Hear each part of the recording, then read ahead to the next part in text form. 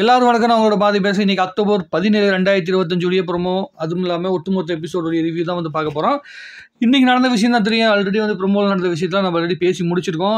கம்பெனிக்குள்ளே வந்து சண்டையாக இருக்கட்டும், அதுக்கப்புறம் ஒஸ்ட் பெஸ்ட் பெர்ஃபார்மர் இருக்காங்களா, அதை வந்து செலக்ட் பண்ண விஷயமா இருக்கட்டும், அதற்கு பிறகு அந்த இன்னொரு விஷயம் நடந்துட்டு இருந்ததுல, அது டிஸ்கஷன் அப்படிங்கிற மாதிரி. ஸோ ஒட்டுமொத்தமாக என்ன நடந்துச்சு அப்படிங்கிற விஷயத்தை பார்த்துட்டு நம்மளுடைய பார்வையில் எப்படி பிக் பாஸ் அடுத்து நகரப்போகுது அப்படிங்கிறது தான் நம்ம வந்து இப்போ பார்க்க போகிறோம். ஸோ இந்த பிக் பாஸ் ஹவுஸுக்கு வந்து பார்த்தீங்கன்னா வந்து இவங்களே தேவையில்ல, வீடு தரையே தேவையில்லை அப்படிங்கிற ஒரு சூழ்நிலையை வந்து உருவாக்கிட்டாங்க. அது எல்லாத்துக்குமே தெரிஞ்ச விஷயம் தான். அதற்கு பிறகு என்னென்னா, ஒட்டுமொத்த பிக் பாஸ் ஹவுஸ்குள்ள அந்த பெஸ்ட் பெர்ஃபார்மர் எல்லாருமே மாற்றி மாற்றி உருட்டிக்கிட்டாங்க. அது எதுவுமே நமக்கு பெரிய அளவுக்கு தேவையில்லை. ஒஸ்ட் பெர்ஃபார்மர் அப்படிங்கிற இடத்துல கொண்டு வந்தோடனே அரோராவையும் ஆதிரியும் கொண்டு வந்து உள்ளே கொண்டு வந்துட்டாங்க. ஏன்னா 2 பேருக்குள்ளேயுமே ஒரு குழப்பம் இருக்குது. இப்போ என்ன நினச்சிட்டாங்க அப்படின்னா, அரோரா வந்து பார்த்தீங்கன்னா கொஞ்சம் அழகாக இருக்காங்க, அதனால எல்லாருமே அரோராவுக்கு வந்து ஹெல்ப் பண்ணுறதுக்கு வந்து தேடி வர்றாங்க அப்படிங்கிற ஒரு காரணத்தை சொல்கிறாங்க. அது வந்து அரோரானால ஏற்றுக்க முடியல. அது கொஞ்சம் புள்ள வந்து ஃபீல் பண்ணுது. இல்லை, அது நான் வந்து என்னமோ எங்களை வந்து செடியூஸ் பண்ணி அது மூலமாக எனக்கு என்னமோ ஹெல்ப் நான் கேட்டுக்கிற மாதிரி இவங்க பேசிட்டு இருக்காங்க. நான் அப்படிலாம் ஒன்றும் பண்ணலையே, அவங்க இதுக்குள்ளே வந்ததுக்கப்புறமேட்டு நம்மளை ஃப்ரெண்டாக பார்க்குறாங்கன்னு அப்படியே அந்த புள்ள பார்க்குது. பட் ஆனால் எல்லாருமே வழிகிறாங்க. அது நம்ம எல்லாருக்குமே தெரிஞ்ச விஷயம் தான். அது எல்லாமே செய்ய தான் செய்வாங்க. நம்ம ஒன்றும் பண்ண முடியாது. ஒரு பிக் பாஸ் ஹவுஸ்க்குள்ளே இது வரைக்கும் வழியாத எவனோ ஒருத்தருக்கானா கிடையாது. பிள்ளைங்க போய் பையன் மேலே வந்து இப்போ துஷார்கிட்ட போயிட்டு வந்து அரோரா வழி இல்லையா, அதே மாதிரி அரோராக்கிட்ட மற்ற பசங்க வந்து வழிகிறாங்க. அதே மாதிரி வந்து இந்த ஆதிர பொண்ணு இருக்குல்ல, அது வந்து பார்த்திங்கன்னா நம்மளுடைய எஃப்ஜே கிட்ட போய் வந்து வழியுது. அதே மாதிரி தான் மற்ற பசங்க வந்து பார்த்திங்கன்னா ஒவ்வொருத்தவங்களையும் மாற்றி மாற்றி வழிஞ்சிக்கிறாங்க. இல்லை ஒன்றும் சொல்கிறதுக்கு இல்லை. அதுக்கு தான் உள்ளே வந்திருக்காங்க பல பேர். அதை நம்ம ஒன்றும் மாற்றவும் முடியாது, மறுக்கவும் முடியாது. மறுத்தோம்னா அது பிக் பாஸ் பார்க்கறதுக்கு அர்த்தமே கிடையாது. ஸோ அதற்கு பிறகு என்ன பண்ணுறாங்க, 2 பேர்த்துக்கு வந்து வாய்ப்பு கொடுக்குறாங்க. ஒன்று கம்ருதீனுக்கும் அதுக்கப்புறம் அப்ஷராவுக்கும் தன்னுடைய சொந்த வாழ்க்கையில் இருக்கிற விஷயங்களை வந்து பேசுறதுக்காக ஒரு வாய்ப்பு கொடுக்குறாங்க. அதை வந்து பேசினாங்க. அதில் கம்ருதீன் லைஃபுக்குள்ள நடந்த விஷயங்களை வந்து கேட்டதுக்கு பிறகு ஒரு சின்ன ஒரு யோசனை வந்தது. அதாவது கமருதீனுக்குள்ளே இருக்கிற அந்த கோவம், அந்த பையன் எதுக்கு உணர்ச்சிப்படுறான், எதுக்காக வந்து அவன் வந்து இந்த மாதிரி ஃபீல் பண்ணுறான் அப்படிங்கிற பல விஷயங்களை வந்து யோசிச்சுட்டு இருந்தோம்ல, அதுக்கு ஒரு பதில் கிடைச்ச மாதிரி இருக்குது. கமருதீன் லைஃப்பில் வந்து அவங்க அப்பாவுக்கும் அவங்களுடைய அம்மாவுக்கும் கிட்டத்தட்ட 30 வருஷம் வித்தியாசத்தில் கல்யாணம் பண்ணிக்கிறாங்க. செகண்ட் ஒய்ஃப் தான் அவங்களோட அம்மா அப்படிங்கிறதுனால.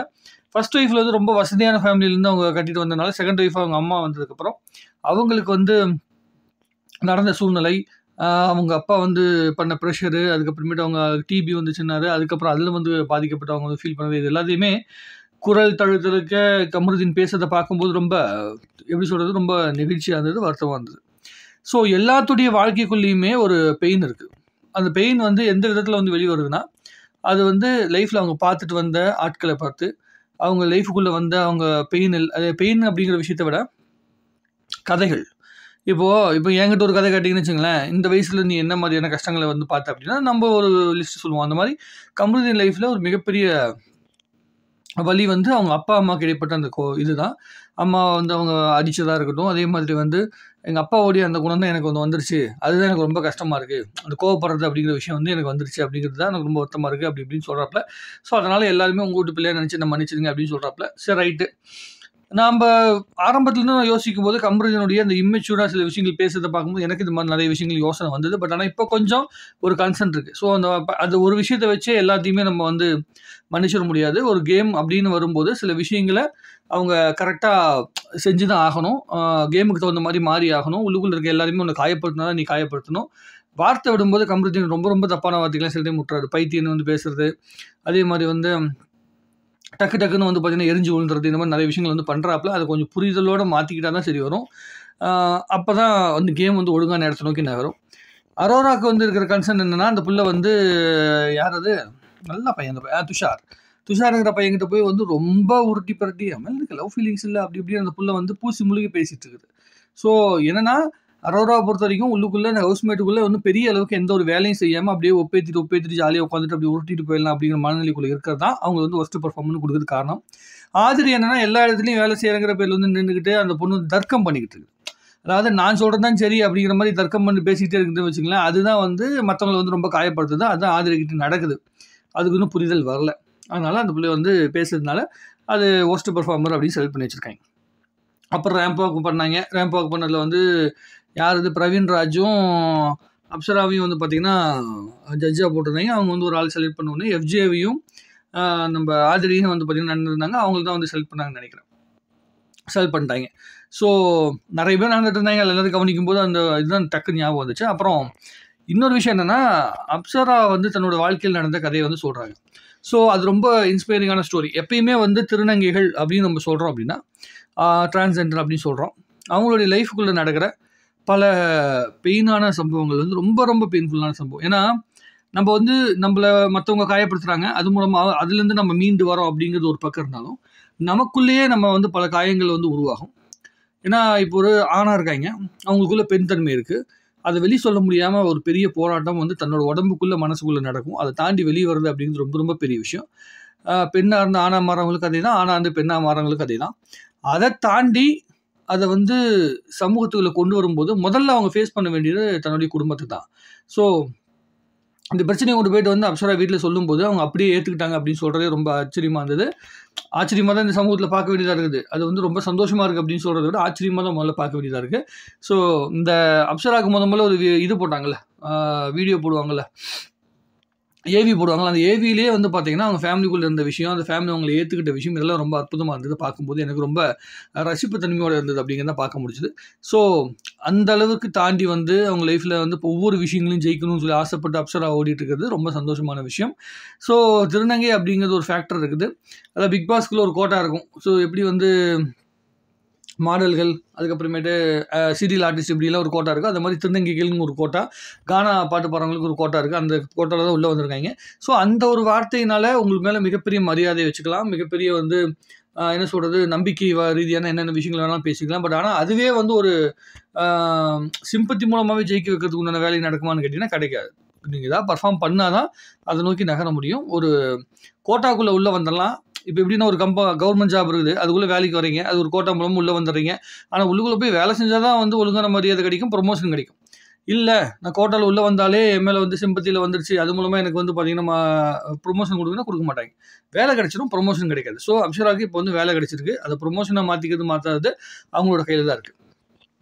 இன்னைக்கு வரைக்குமே நம்ம நேற்றுலேருந்து இன்னைக்கு வரைக்குமே இந்த வாரம் ஃபுல்லாகவே நடந்த சண்டைகளில் இந்த பொம்மை டாஸ்கில் பேசிக்கிட்ட விஷயமா இருக்கட்டும், அதை தாண்டி சில விஷயங்கள் சண்டை போட்டுட்டு இருந்தாங்களே, சோத்துக்கு சண்டை போட்டது இதெல்லாம் இருக்குல்ல, இதுதான் இந்த வாரத்துக்கான விஜய் சேதுபதிக்கான கண்டென்ட்.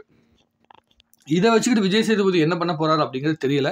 ரொம்ப சென்சிட்டிவான எந்த ஒரு ஏரியாவையும் பிக் பாஸ் இது வரைக்கும் தொடாமல் நிற்கிறது வந்து ரொம்ப ஆச்சரியமாக இருக்குது. ஆண் பெண் அப்படிங்கிற சண்டையும் வரல, சமூகத்து சம்மந்தப்பட்ட எந்த ஒரு பார்வையும் வரல. அப்போ தான் வந்து அது மிகப்பெரிய அளவுக்கு வந்து வைரல் ஆகும். அது மாதிரி எந்த ஒரு பல்ஸுமே கிடைக்கல.